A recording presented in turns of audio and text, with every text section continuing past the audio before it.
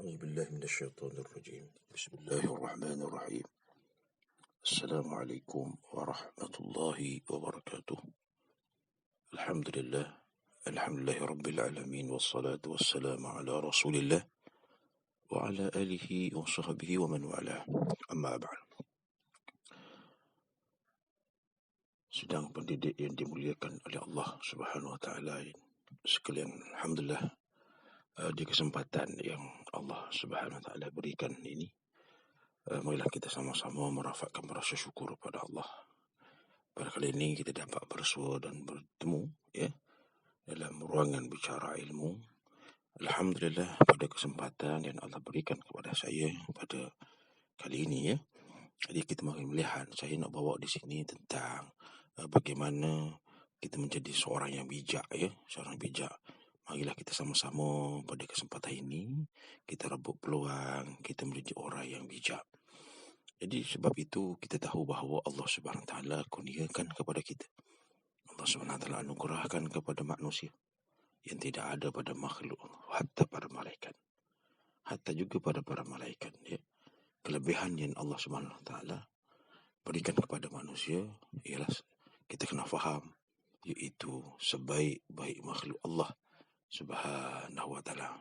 Fa ahsanul khaliqin, sebaik-baik kejadian yang Allah Subhanahu Wa Taala cipta atas diri kita semua. Maka kita kena bijak dalam menilai apa yang patut kita buat dalam semasa kita hidup di muka bumi Allah Subhanahu Wa Taala. Kita tahu bahawa kalau kita tengok dalam surah Al-Insan sekalipun, bagaimana Allah Subhanahu Wa Taala memberikan dalam firman Allah, inna hadainahu sabila imma syakira wa imma kafura. Sesungguhnya kami berikan kepada manusia itu ialah jalan, sama ada nak jadi orang yang bersyukur kepada Allah, sama ada dia nak milih jalan kufur kepada Allah. Kita tengok bahawa di sinilah peranan kita sebagai manusia, kehidupan kita manusia. Kita kena bijak dalam memilih suasana untuk kita satu hari nanti berjumpa dengan Allah Subhanahu Wa Taala. Dalam kehidupan kita, khusus dalam suasana kita sebagai warga pendidik, kita kena memilih sekarang suasana, keadaan, tempoh pandemik COVID sekarang ini, PKP atau PKPB dan sebagainya. Jadi kebijaksanaan kita paksa menggunakan kaedah-kaedah yang kita mengambil peluang-peluang yang diberikan kepada kita. Contoh dalam PDPR yang sekarang ini, kita menggunakan kaedah-kaedah atau metod-metod pedagogi yang pelbagai supaya menarik orang itu sepatutnya berlaku dalam dunia kita sekarang ini. Jadi insya-Allah kita buat yang terbaik, kita pilih, dan kita bukan terus kita rasa kita buat ni yang terbaik, mungkin nanti tidak lagi. Terpaksalah kita kena pilih dan mengambil yang terbaik. Kita buat, kita research dan sebagainya, dan kita kaji dan kita selidik dan kita ambil yang terbaik. Sebab itu dalam Quran cerita, kamu diberi pilihan. Maksudnya kita bukan terus pandai terus, kita buat bukan terus terbaik terus, tapi mungkinan kita dan antara yang kita buat, kaedah-kaedah yang kita buat itu, maka kita cari yang terbaik. Itulah yang digambarkan dalam Quran, mengatakan kepada kita supaya jadi yang terbaik. Oleh sebab itu kita tengok bagaimana Allah Subhanahu Wa Taala ajarkan kita pula di dalam surah Al-Baqarah. Kita tengok pada ayat yang contoh nak jadi orang yang berjaya ayat 1 sampai ayat 5, wa ulaika humul muflihun. Dalam surah Al-Baqarah, bagaimana Allah Subhanahu Wa Taala ingin menunjukkan kepada kita jalan yang bagaimana kita nak ambil jalan tersebut, iaitu jalan orang-orang yang berjaya. Jadi kita nak apa yang kita buat, kita nak buat biar boleh berjaya. Tidak ada sekatan. Allah Subhanahu manjada, bahawa bahasa Arab cakap dalam pepatah Arab mengatakan manjada wajada, siapa yang berusaha dia akan terima, dia akan dapat. Ini maksudnya banyak pilihan-pilihan yang kita ada atas muka bumi Allah Subhanahu Wa Taala, tapi kita nak jadi pilihan yang kita ambil itu adalah pilihan orang-orang yang berjaya. Kita tengok balik dalam surah Al-Fatihah, bagaimana Allah Subhanahu dan surah Al-Fatihah ini ada 1,000 rahsia dalam surah Al-Fatihah. Bagaimana Allah Subhanahu Wa Taala bermula dengan puji kepada diri dia, kemudian diakhiri dengan bagaimana orang-orang yang berjaya, mengajar kita mengambil iaitu siratal ladzina an'amta alaihim, iaitu mengambil kira jalan orang-orang yang Allah beri nikmat kepada mereka daripada kalangan nabi, pada para rasul, para syuhada, pada orang-orang yang soleh. Begitulah keadaan hidup. Kita kena pilihlah yang terbaik dalam kehidupan kita. Dan ajar lagi bagaimana nak berjaya di muka bumi Allah Subhanahu Wa Taala. Jadi banyak cerita ni ada berbagai pilihan. Kita berhentikan tak ada pilihan, ada pilihan. Tapi kita ambil pilihan yang terbaik. Kita cuba pilihan yang terbaik. Kita buat yang terbaik dalam agama kita. Jangan kita sebab kita diberi akal, kita tidak boleh mempersalahkan, kita tidak boleh salahkan. Sebab itu dalam hukum agama kita, seorang orang yang layak untuk berijtihad tetapi dia melakukan kesalahan dalam ijtihad dia, maka dia tetap dapat pahalanya walaupun satu pahala. Cuba bayangkan bagi Allah SWT suruh guna akal kita. Dalam Quran kita afala yatadabbaruna, afala ya'qilun. Kenapa kamu tak boleh berfikir? Itu penggunaan yang diguna oleh Allah Subhanahu Wa Taala untuk kita sama-sama kita dalam menggunakan semasa kita berada di dunia ini. Kita tengok lagi dalam kehidupan kita, mengharung kehidupan di muka bumi Allah Subhanahu Wa Taala. Cuba bayangkan dalam surah Al-Mu'min, Allah Subhanahu Wa Taala, qad aflahal mu'minun alladzina hum fi salatihim khashi'un. Allah menggambarkan kehidupan orang mukmin. Kenapa Allah Subhanahu Wa Taala menggambarkan? Begitu juga Allah suruh kita fikir banyak penggunaan ayat Quran, seperti di dalam Al-Quran penggunaan adab istifham, iaitu penggunaan apa dia kira-kira kita guna dalam keadaan ada istifham ni dalam bahasa Melayu kita ialah penggunaan kata tanya. Tanya ada permulaan hal.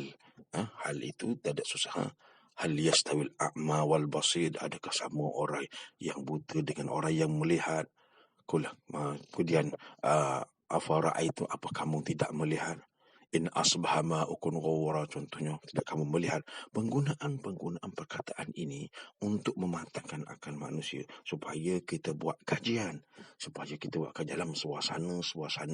Contoh sekarang ini yang keadaan, contoh paling susah, kita kadang-kadang maklumlah yang kita buat, kita rasa kita bimbang, takut kita seronok sendiri, tapi kadang-kadang dalam suasana yang sama orang lain tak faham pun apa yang itu yang kita bimbang dan kita takut. Khususnya kita sebagai seorang guru, maklumlah kita sebagai seorang guru, apabila kita rasa kita buat tu, kita rasa mungkin kita tak tengok pun apa yang kita buat. Itu setengah ulama dia nak buat satu perkara, dia kadang-kadang dia tengok di cermin dan dia beki, kemudian dia beki sebelum. Sebab itu kita tengok Imam Suyuti rahimahullah ta'ala, dia nak pergi mengajar, dia nak pergi mengajar, dia ambil ilmu daripada tok guru dia, dan itu ilmu daripada tok guru dia disehinggakan untuk mendapat keberkatan. Dia baca satu surah sebelum dia kuliah mana-mana supaya dapat keberkatan. Apa yang dibaca surah itu? Surah Al-Mulk.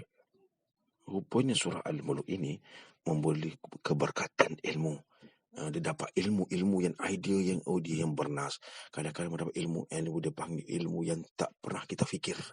Jadi Imam Suyuti pesan kena buat antara perkara yang kita boleh buatnya semasa kita nak pergi kuliah tu, maka kita kena jaga sekurang-kurangnya kita baca dulu pertama suratul Mulk, kalau boleh, kalau tak mampu tak apa, mana-mana surah je lah, tak masalah. Alam Nashrah ke dan sebagainya, tak ada masalah. Tapi saya ambil ini kerana Imam Suyuti cerita bagaimana guru dia untuk mendapatkan ilmu yang kadang-kadang ilmu itu tidak pernah diduga oleh dia dapat ilham daripada Allah Subhanahu Wa Taala. Apa ilmu itu? Ilmu itu bacaan surah itu dia guna sebelum dia pergi kuliah, iaitu surah Dia panggil suratul Mulk, dia baca, kemudian diikuti dengan suratul Ikhlas, diikuti pula dengan surah Muawwizataini, 2 surah Qul a'udzu bil falaq, Qul a'udzu bin nas, kemudian diikuti dengan Al-Fatihah. Atau mungkin tak Fatihah mula-mula pun tak jadi masalah. Jadi nak cerita pada kita ikhtiar alim ulama, ikhtiar supaya apa yang dicerita nanti difahami oleh kita. Diberi pilihan, tuan-tuan, puan-puan muslim sekalian, kita memang diberi pilihan. Oleh sebab itu Allah bagi pilihan. Allah bagi masa kat kita kan. Dalam Quran Allah cerita tentang masa. Allah bagi pilihan. Mu nak tengok siapakah orang yang rugi, siapakah orang yang mana pandai bijak menggunakan masa dia. Tengok bagaimana. Begitu juga dalam hadis Qudusi, hadis Qudusi, bagaimana kita tahu bahawa hadis Qudusi itu makna itu daripada Allah Subhanahu Wa Taala, cuma lafaz itu daripada Nabi kita Nabi Muhammad sallallahu alaihi wasallam. Makna itu daripada Allah, lafaz daripada Nabi kita Nabi Muhammad sallallahu alaihi wasallam. Pesan kepada kita supaya kita bijak, yaqtanun khamsan qabla khamsin, rebutlah 5 peluang sebelum tibanya datangnya kepada kita 5 masa yang kita tidak boleh lagi kita nak ulang balik, iaitu masa contoh paling senang semua tuan-tuan dan puan-puan sudah tahu masa muda kita sebelum datangnya waktu tua kita, masa lapang kita sebelum sibuk. Ini cerita supaya kita bijak mengambil peluang-peluang yang pada masa dan ketika yang kita sekarang ni kita ada. Kita bijak menggunakan masa dalam suasana anak-anak murid kita sekarang ini. Maklumlah duduk di rumah kadang-kadang dengan kesukaran untuk menggunakan gadget-gadget yang ada. Kadang-kadang terbantuknya pembelajaran anak murid kita kena cari alternatif yang boleh membantu mereka itu. Ini peluang untuk kita memikir. Jadi Allah Subhanahu Wa Taala buat satu perkara itu bukan apa. Kita ingat manusia adalah sebaik-baik kejadian. Fatabarakallahu ahsanul khaliqin. Allah meletakkan bahawa tabarakallah. Maka berkat Allah Subhanahu Wa Taala menjadikan kita ini sebaik-baik kejadian. Maka ambil peluang yang Allah Subhanahu Wa Taala ini berikan kepada kita. Jadi kita kena ingat bahawa segala yang kita buat ini biar menjadi ibadat kepada kita. Yang kita bekalan kita ini kita ambil sebaik mungkin bekalan. Yang kita buat, apa yang kita buat, apa yang kita usaha hari ini biar menjadi amal ibadah. Paling senang dan paling senang yang saya ceritakan di sini, biar menjadi bekalan pahala untuk kita guna di hari akhirat. Hari akhirat kita mencari pahala kita di sana alat timbangan Allah Subhanahu Wa Taala. Yang di daun sebelah kanan itu adalah pahala, daun di sebelah itu adalah dosa. Maka kita kena cari supaya pahala. Dan apa yang kita buat, walaupun nilaian kita fikir walaupun seminit walaupun yang kita buat terpaksa kita ni bertungkus lumus walaupun seminit, walaupun sesaat, tapi tetap dia dinilai oleh Allah Subhanahu Wa Taala.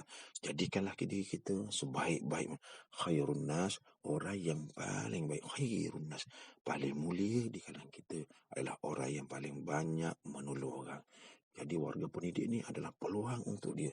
Dengan ada ilmu yang Allah beri kepada dia, peluang yang Allah beri kepada dia, dengan modal yang ada pada dia, maka kita guna yang terbaik untuk beri kepada anak murid kita adalah nilai yang tidak terhingga, menjadikan kita ni orang yang kaya, jutawan di hari akhirat. Maka rebutlah peluang ini, jadilah kita ambil jadi orang yang bijak dalam kehidupan kita. Maka setakat itu sajalah yang dapat saya ceritakan pada kali ini. Itu saja. Assalamualaikum warahmatullahi wabarakatuh.